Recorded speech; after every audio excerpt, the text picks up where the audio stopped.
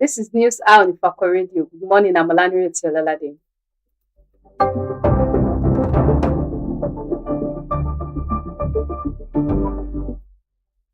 The major headlines.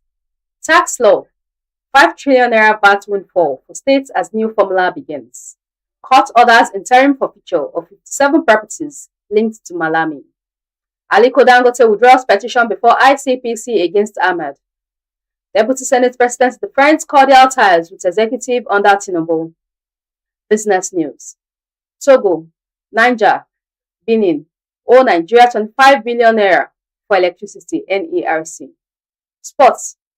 AFCON 2025. Eagles bonuses approved. Payments on the way, NSC.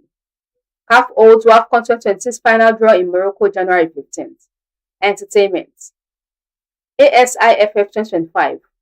Ofi Darlington wins next rated filmmaker award. Regina Daniels undergoes drug test.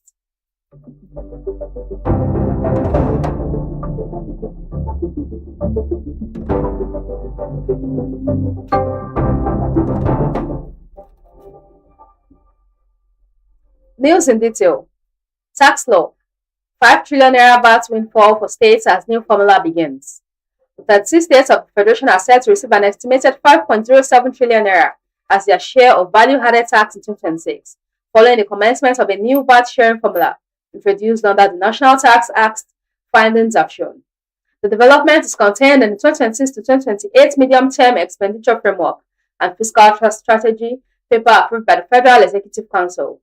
According to the Fiscal Framework, the implementation of the new National Tax Act from January 2026 will reduce the federal government's VAT share from 15% to 10%, while the state share rises from 50% to 55%, and local governments continue to receive 35%.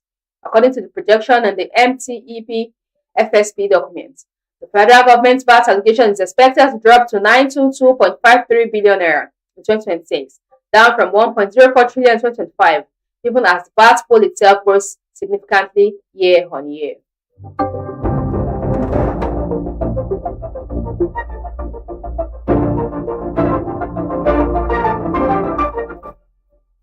Court orders interim forfeiture of 57 properties linked to Malami.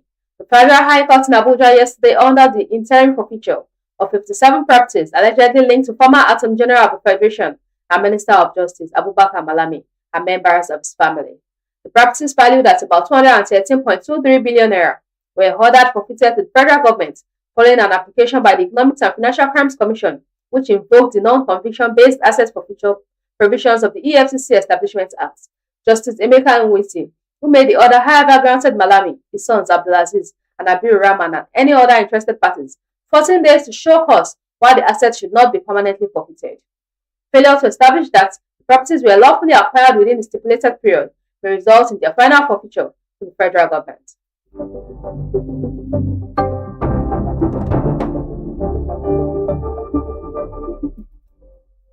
Aliko Dangote withdraws petition before ICPC against Ahmed.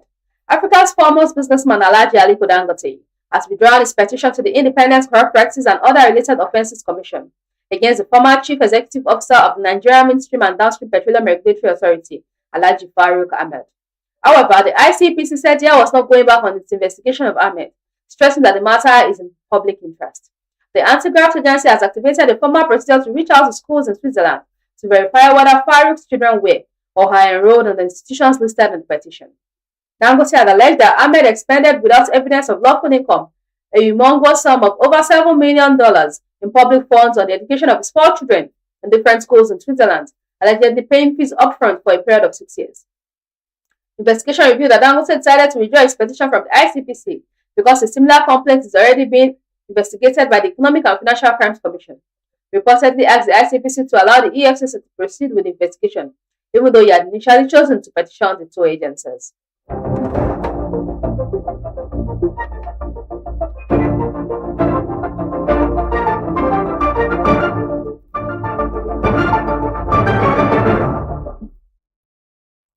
Deputy Senate President defends cordial ties with executive under Tinubu. Deputy Senate President Senator Barrow Jibrin has dismissed claims that members of the National Assembly were obedient to the executive arm of government. Jibrin made the remarks on Wednesday in Ilorin while delivering the 15th convocation lecture of Al Ikma University titled Managing Executive Legislative Relations towards Democratic Consolidation in Nigeria's Fourth Republic. He insisted that the existing cooperation was a deliberate effort to ensure good governance and attributed the cordial relationship between the executive and legislature to President Bola Tinubu's experience as a former governor and senator. According to him, this experience has enhanced mutual understanding between both arms of government. Jibrin said that President Tinubu's familiarity with legislative processes had fostered effective communication and consultation. He explained that proposed bills are often discussed with lawmakers before formal presentation, allowing for corrections and speedy passage.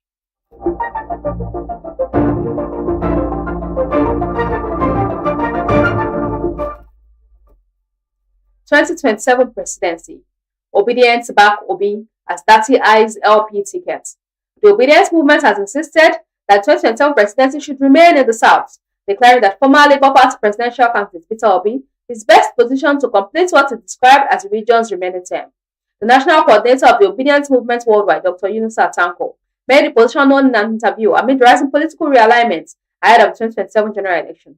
Tanko's declaration comes on the same day Obi's running mate in the 2023 election, Dati Baba Ahmed, declared for the 2027 presidency at a rally held at the Labour Party's National Secretariat in Abuja on Wednesday. Baba Ahmed's announcement comes barely 1 week after Obi announced his departure from the Labour Party for the African Democratic Congress. This move has triggered intense debates over the party's future and the direction of the wider opposition ahead of the next general election. On Wednesday, Baba Ahmed, flanked by the embattled LP National Chairman, Julius Abure, said his aspiration was neither reactionary nor dependent on Obi's political decisions, stressing that his presidential ambition predates the 2023 election.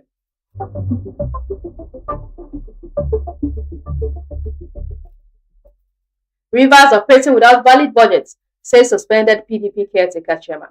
The former caretaker committee chairman of the People's Democratic Party in Rivers State, Robinson Hewell, has accused the state's governor Siminalayi Fubara of illegally spending public funds. Hewell alleged that the state is currently running without a valid budget for 2026 fiscal year. He made the allegation on Wednesday during the thank you visit of the Minister of the Federal Capital Territory, Nyesom Wike, to Awada East local government area. According to him, governance in the state has been crippled by the lack of cooperation between the executive and legislature, warning that without a duly passed appropriation law, all state expenditures will be unlawful. The government is designed so that there must be an executive, a legislature, and a judiciary. The three must work together to be able to deliver the dividends of democracy for the state. 2026, as we speak. The state has no budget. Every expenditure we make from now on, from January 1 going forward, is an illegal expenditure. So I will advise them, let them be the leaders they are. Let them communicate. Let them open up. Let them tell their followers the truth, he said.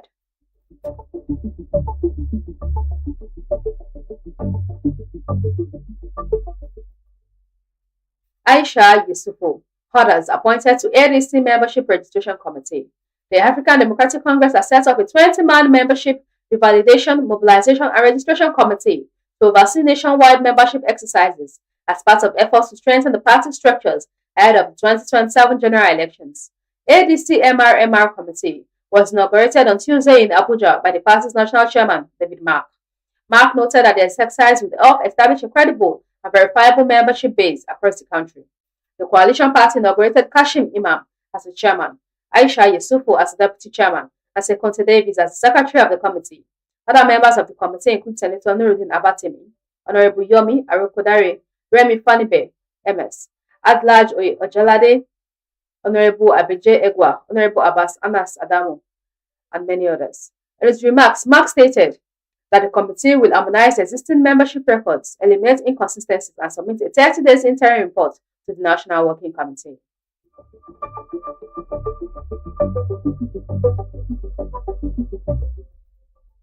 Sanwo-Olu celebrates wife at 59, says she is a dependable partner. Lagos State Governor Babajide Sanwo-Olu has celebrated his wife, Dr. Ibijoke Sanwo-Olu, who is 59 today. He described her as a courageous, kind-hearted, and strong pillar of support. Dr. Ibijoke Sanwo-Olu is a medical doctor and chairman of the Committee of Wives of Lagos State Officials. Sanwo-Olu, in a statement by Special Advisor on Media and Publicity, Boyega Akosile, described the Lagos State First Lady as a caring partner, committed prayer warrior, and loving wife and mother. He said his wife of over 2 decades has been a dependable and reliable partner in the delivery of the Thames Plus development agenda of his administration.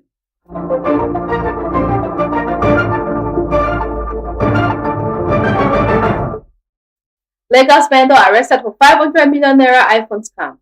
Operatives of the Lagos State Police Command have arrested a 35-year-old woman, Modupe Olabamisade, for allegedly defrauding over 100 unsuspecting victims of more than 500 million naira through an online gadget scam. It was learned that the suspect specialized in sales of iPhones, iPads, and other Apple products, which she advertised at a 50% discount to lure customers online. The police source who spoke on Wednesday said Bamisade used social media influencers to promote and support sales, attracting buyers who paid for the gadgets but never received them. The police alleged that the suspect thereafter resorted to giving several excuses to delay or completely avoid delivery.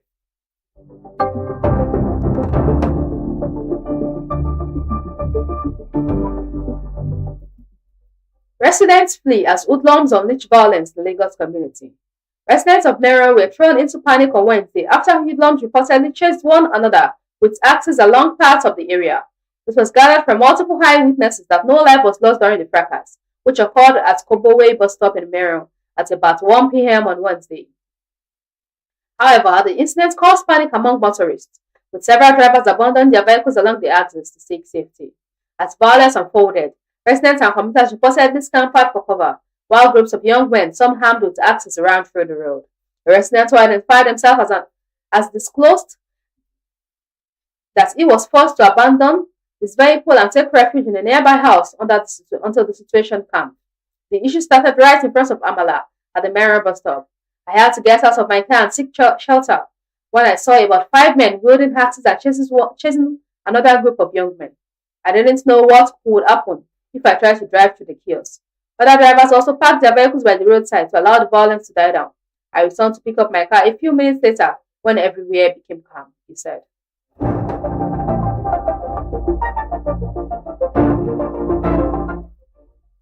Business news.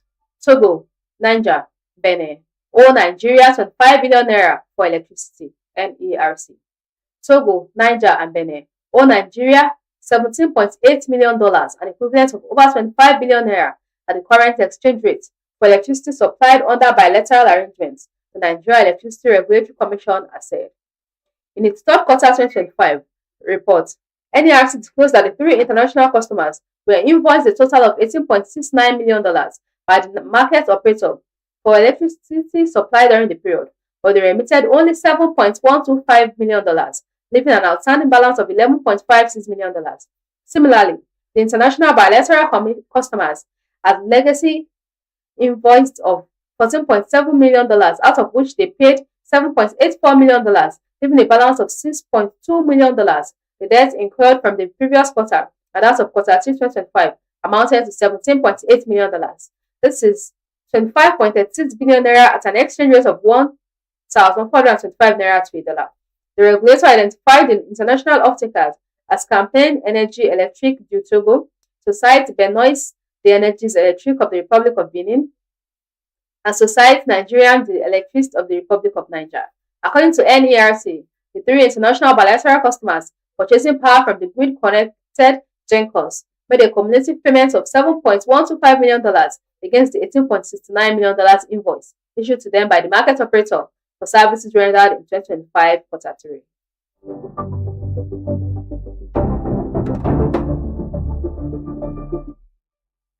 Sports. AFCON 2025. Eagles bonuses approved, payments underway. NSC. The chairman of the National Sports Commission, Shehu Diko, has said that all financial entitlements of Super Eagles of players and officials have been resolved. The news agency of Nigeria reports that Iko's remarks followed reports of players threatening to boycott training and travel to Marrakech for Saturday's match against Algeria. Iko told NAM that President Bola Tinubu approved the Super Eagles AFCON 2025 budget in November 2025, bringing alignment among the NSC, the Nigeria Football Federation, and the players. The president approved the entire AFCON budget on November 14, 2025. From our hand, the funding has been fully cleared, Iko said. He, however, explained that approval and processing were two different stages, but assured players that the funds have been approved and were being released. Approving the money is one thing, processing is another, but the players know the funds have been approved, he added.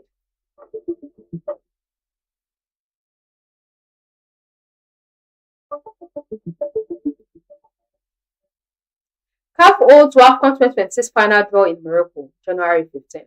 The Confederation of African Football has announced that the final draw of the CAF Women's African Cup of Nations, AFCON 2026, will be held in Rabat, Morocco, on Thursday, January 15, 2025. CAF disclosed this in a statement published on its website on Wednesday. The draw will take place at 2 p.m. local time. On the same day, the Confederation African de Football will also announce the winners of the CAF Women's Coach of the Year and other outstanding women's football awards, the Continental Body said. According to CAF, the 2026 edition will mark a historic milestone for the competition, as it will feature an expanded 16-team field for the first time. The qualified teams are hosts Morocco, Nigeria, Algeria, Burkina Faso, Cameroon, Cape Verde, Cote d'Ivoire, Egypt, Ghana, Kenya, Malawi, Mali, Senegal, South Africa, Tanzania, and Zambia.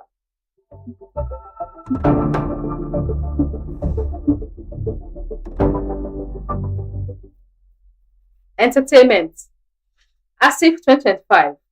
Ofi Darlington wins Next Rated Filmmaker Award. Independent filmmaker Ofi Darlington, popularly known as Mr. Darlington, has been named the Next Rated Filmmaker at the 2025 edition of the African Smartphone International Film Festival.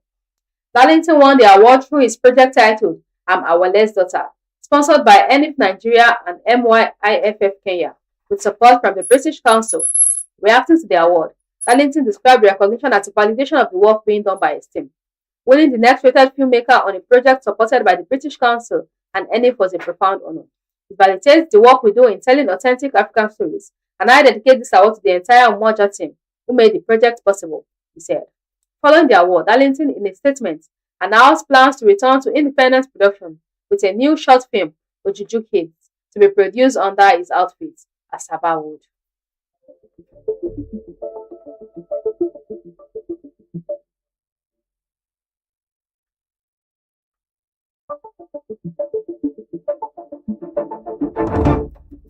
Regina Daniels undergoes drug test. Nollywood actress Regina Daniels has broken her silence on recent controversies surrounding her life by undergoing a drug test, a decision she disclosed in an emotional post on her Instagram page on Wednesday. The actress said the move followed months of intense personal struggles and public scrutiny, describing the period as one that nearly overwhelmed her.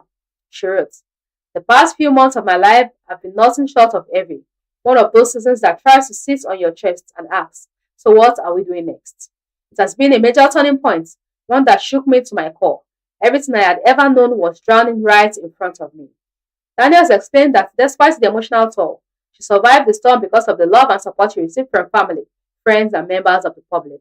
According to her, the decision to undergo the test was influenced by persistent rumors labeling her a drug addict, claiming she described as baseless and hurtful.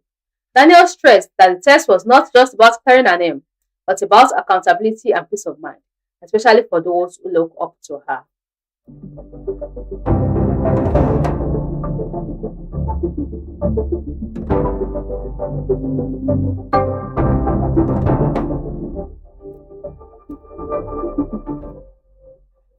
Recap of the major headlines. Tax law. 5 trillion naira VAT windfall for states as new formula begins. Court orders interim forfeiture of 57 properties linked to Malami. Aliko Dangote withdraws petition before ICPC against Ahmad. Deputy Senate President defends cordial ties with executive under Tinubu. Business news. Togo, Niger, Benin owe Nigeria 25 billion naira for electricity. NERC. Sports. AFCON 2025. Eagles bonuses approved. Payments on the way. NSC. CAF holds AFCON 2026 final draw in Morocco, January 15. Entertainment. As if 2025. Kofi Darlington wins next rated filmmaker award. Regina Daniels undergoes drug test.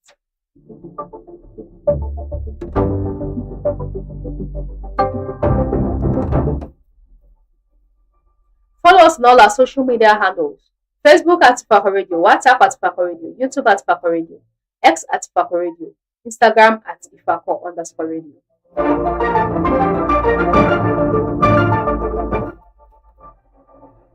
For news reporting, contact us at ifakoradio@gmail.com or call or WhatsApp 091 2222 7433.